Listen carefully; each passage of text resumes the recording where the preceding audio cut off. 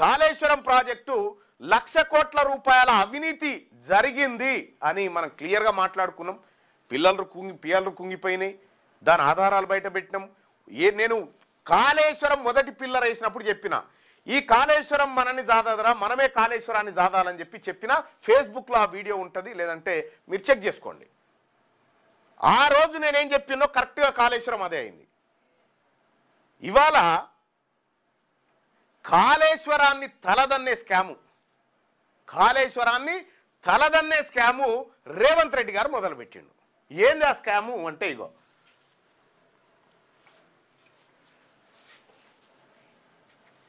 ఈ GO number 27.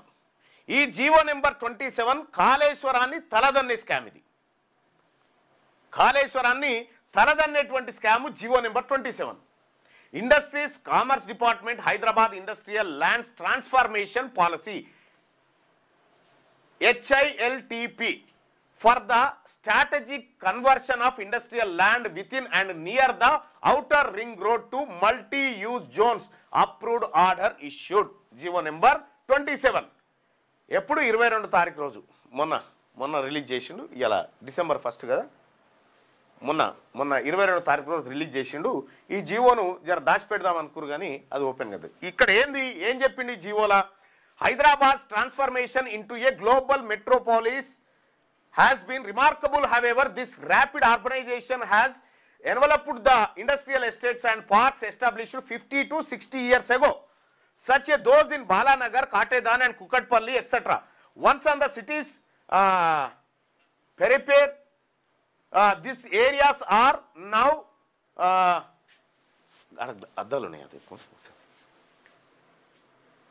integral to its urban core, creating a complex set of socio-economic and environmental challenges that demand immediate and strategic intervention. The industrial parks under this policy are as follows. Ego A industry park మొత్తం ఎన్ని వేల ఎకరాలు? 9,292 ఎకరాల భూమికి ఎసరు పెట్టిరు. 9,292 ఎకరాల భూమికి ఎసరు పెట్టిండు రేవంత్ రెడ్డి గారు. ఇక్కడ ఇదే నేను నిన్ననో మొన్ననో చెప్పిన ఇదే అంశం గురించి. దీంట్లోనే ఏ ఏరియాల ఎట్లా అమ్ముతున్నాడు భూములు? అమ్ముడు కాదు, దీని కింద హెల్త్ కింద ఏం చేస్తా ఉన్నాడంటే, కంపెనీలు ఉన్నాయి కదా, కంపెనీలు ఇండస్ట్రియల్ ఏరియాలు 22 ఇండస్ట్రియల్ ఏరియాలు ఏంటి? IDA Nacharam, IP Mallapur, IP industrial park Cherlapalli, industrial park Moulali, industrial park Uppal, IP Kukatpally, IP Jeedimetla, SVCIC Jeedimetla, IP Balanagar, TIE Balanagar, SVCIE Balanagar, IP Sanath Nagar, IP Medchal, IP Kushaiguda, CIE Gandhinagar, IP Patancheru, IDA Pashamylaram, AIE Ramachandrapuram, IP Katedan, Hayath Nagar, ఇదేందో స్థానందోళన ల్యాండ్ అట, ఇక చందులాల్ బారాదారి. ఇగో ఇవన్నీ 22 ఇండస్ట్రియల్ పార్కులలో ఉన్నటువంటి 9,292 ఎకరాల భూముల్ని అగ్గువకు కట్టబెడతాడట. ఈ భూములు ఎక్కడికి వెళ్ళి వచ్చినాయి? వాళ్లకు ప్రభుత్వం ఇచ్చిన భూములు. ప్రభుత్వం ఇచ్చినటువంటి భూములను ప్రభుత్వం తీసుకొని వేలమేస్తే ఓ 5-6 లక్షల కోట్ల రూపాయల ఆమ్దాన్ వస్తుంది. కానీ అట్లా చేయడట ఆయన, ఎట్లా చేస్తాడు? మీ భూములు ఏవైతే ఉన్నాయో ఈ భూములు మార్కెట్లో అక్కడ ఎంత గజం ఉంది? నాచారం దగ్గర 32,000 రూపాయల గజం ఉందట. 21,000లో 30% కడితే చేసేస్తారట వాళ్ళకు. అంటే ఇప్పటికే వీళ్ళందరూ కలిసి కొన్ని వేల ఎకరాల భూముల్ని తమ గుప్పిట్లోకి తెచ్చుకొని చేసిరు. దీంతో దానికి కూడా ఇంకా చాలా అంశాలు పెట్టిండు దీంట్లో. ఈ ల్యాండ్ ట్రాన్స్ఫర్మేషన్ అనేది దీంట్లో వచ్చేటువంటి డబ్బు ఎడిగిపోతుందట. 25% డబ్బేమో వీటిని రోడ్లు మౌలిక వసతుల కోసం, 70% డబ్బు ప్రభుత్వ ఖజానాలో జమ చేస్తారట. ఈ డబ్బు కేవలం 5-6 వేల కోట్లే ఉంటుంది. కానీ చీకటి దందా మాత్రం 1,00,000 కోట్ల పైన ఉంటుంది. లక్షల కోట్లే చీకటి దందా మొత్తం. ఇగో ఈ జీవో ద్వారా తీసుకొచ్చిండు. అంటే హైదరాబాద్, దానికి ఏం చెప్తా ఉన్నాడు ఆయన? కారణం ఏంటంటే హైదరాబాద్ నగరంలో ఉన్నటువంటి వాతావరణాన్ని, ఈ పొల్యూషన్ని కంట్రోల్ చేయడానికి కంపెనీలందరినీ తీసేస్తున్నామని చెప్తా ఉన్నాడు. ఈ జీవో వాస్తవానికి కేసీఆర్ ఫ్యామిలీ ఈ పని చేయాలని చూసింది. కేసీఆర్ ఫ్యామిలీ ఇది కొల్లగొట్టాలని చూసింది, కానీ ఇది వాళ్ళు ఎట్లాగో తీసిరు కదా, మీరు స్టార్ట్ చేసిందే కదా అని ఈయన దుకాణం తెరిచిండు.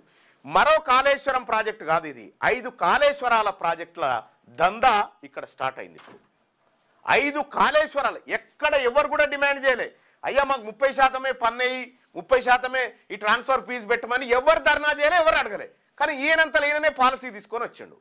ఈ పాలసీ వెనకాల మతలాభం ఏంటంటే ఒక చీకటి ముఠ ఈ వ్యవహారంలోకి దిగింది. ఇట్లా లక్షల కోట్ల రూపాయలు కొల్లగొట్టడానికి వీళ్ళందరూ కూడా ప్రయత్నం చేస్తూ ఉన్నారు. సో కాంగ్రెస్ పార్టీ రేవంత్ రెడ్డి సారథ్యంలో జరుగుతున్నటువంటి చీకటి దందా ఇగో ఇది. ఇక్కడ ఎంత ఉంటుందా, పాశమైలారం కాడనట 3100 గజమట, ఇంట్లో 30% కడితే గజాలట. అంటే 1000 రూపాయలు కడితే గజానికి 1000 అట. ఊర్లలో కూడా వస్తలేదు, గజానికి 1000.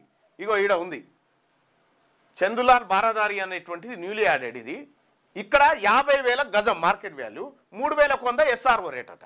ఈ 3,100లో 30,000 కడితే ఏది 1000 రూపాయలు కడితే ఇచ్చేస్తాడు. అంటే 50,000 గజం ఉన్నటువంటి ల్యాండ్ను 1,000కి ఇచ్చేస్తాడట. ఎవరికి ఇస్తాడు? ఎవరైతే ఈ ల్యాండ్ రెగ్యులరైజ్ కావాలనుకుంటారో వీళ్ళు పోయి రేవంత్ రెడ్డి గారు సూచించినటువంటి వ్యక్తిని కలవాలి. కలిసి నీ దగ్గర ఎంత ల్యాండ్ ఉందా, 28 ఎకరాలు ఉంది, 28 ఎకరాల్లో మాకెంత ఇస్తావు, మరి మాకెంత ఇస్తావు, 60% ఇస్తావా, 60% ఇస్తే మిగతాది నీకు చేసేస్తాం. ఈ రకమైనటువంటి బిజినెస్కు తెరలేపారు ఇప్పుడు. ఇట్లా 9,292 ఎకరాల 9,292.53 ఎకరాల భూముల్ని ఇగో ఈ రకంగా చెరబట్టబోతా ఉన్నారు. The core issues are twofold. Firstly, many industrial units within these zones have become economically unviable due to a number of factors with included outdated technology outdate అయిపోయింది, ఇవి అన్వయబుల్గా ఉన్నాయట, లాభదాయకంగా లేవట, అందుకోసం వీటిని మూస్తాట. అంటే ఇవే కంపెనీలు బయట పెడితే మళ్ళీ లాభదాయకం ఉంటుంది. నీవు ల్యాండ్ కొట్టేయాలనేటువంటి ఉద్దేశంతో ఉన్నావు, ఇక్కడ ఉన్నటువంటి ల్యాండ్ను కొల్లగొట్టాలనేటువంటి ఉద్దేశంతో ఉన్నావు కాబట్టి ఈ కార్యక్రమం చేస్తూ ఉన్నావు. ఎవడు అడిగిండు తెలంగాణ రాష్ట్రంలో ఈ భూములను ఇక్కడి నుంచి ఖతం చేయాలని ఎవడన్నా అడిగిండా? సింపుల్గా మీకు అర్థమయ్యేటట్టు చేస్తా. ఆ పెన్ను ఇక్కడ మీరు లైవ్ చూస్తున్న మిత్రులారా, ఇది అన్ని వాట్సాప్ గ్రూప్లలో ఈ లైవ్ షేర్ చేయండి.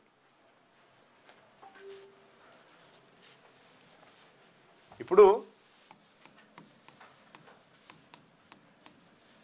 ఇది పెట్టిండు కదా, Hyderabad industrials land transformation project అని పెట్టిండు కదా. దీంట్లో ఇప్పుడు 9,292 ఎకరాల భూమి. ఇది ఎక్కడిది ఈ భూమి? ఇది ప్రభుత్వం ఇండస్ట్రీల ఏర్పాటు కోసం 50-60 ఏళ్ల కింద ఇచ్చినటువంటి భూమి. ఈ భూమి పైన కన్నుబడ్డది. ఇప్పుడు దీన్ని ఏం చేస్తారంటే అగ్వకు ఈ కంపెనీల ఓనర్లకే ఇచ్చి దాంట్లో ఏమేం కడతారట, ఇక్కడ క్లియర్గా ఉంటుంది చూడండి.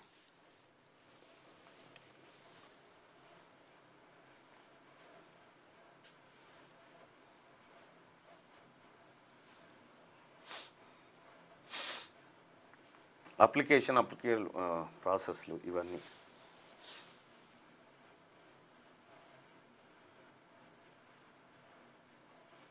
Development impact fees. ఇది further to address the aforementioned challenges and unlock the immense economic potential of these lands, the VCMD TGIIC has proposed the Hyderabad Industrial Lands Transformation Policy 2025. This policy provides a robust, transparent and time bound framework. ఇట్లా చేస్తున్నామని చెప్పిండు. ఇక్కడ industrial parks కాంప్లెక్స్లు కట్టుకోరి, మీరు ఏది commercial కాంప్లెక్స్లు కట్టుకోరి, ఇండ్లు కట్టుకోరి, ఏమన్నా చేసుకోరి. ఇప్పుడు దాదాపు ఈ 9,292 ఎకరాల భూముల్లో కనీసం 5,000 ఎకరాల మీద కన్నేసిండు రేవంత్ రెడ్డి. 5,000 ఎకరాల భూమి వీళ్ళ గ్యాంగ్ ద్వారా ట్రాన్స్ఫర్ చేస్తారు, దాంట్లో మెజారిటీ వాటా కొల్లగొడతారు అన్నట్టు. ఇగో ఈ దుకాణం తెరిచిండు. నిన్ను ఎవడు అడిగింది ఇది చేయమని? ఇప్పుడు హైదరాబాద్లో ల్యాండ్స్ అన్ని, ఈ కంపెనీల ల్యాండ్స్ అన్ని ప్రభుత్వం తీసేసుకుని, ఇప్పుడు సింపుల్గా చూడండి, ఇదే 9,292 ఎకరాలు ఇస్తే వద్దంటారా ఎవడన్నా? ఈ 9,200 ఎకరాలను యాక్షన్ వేస్తే 5 నుంచి 6 లక్షల కోట్లు వస్తాయి కదా, 6 లక్షల కోట్లు వస్తాయి కదా. ఈ ఈ 5 నుంచి 6 లక్షల కోట్లతోటి తెలంగాణ రాష్ట్రం మీద ఉన్నటువంటి అప్పు అంతా తీర్పొచ్చు.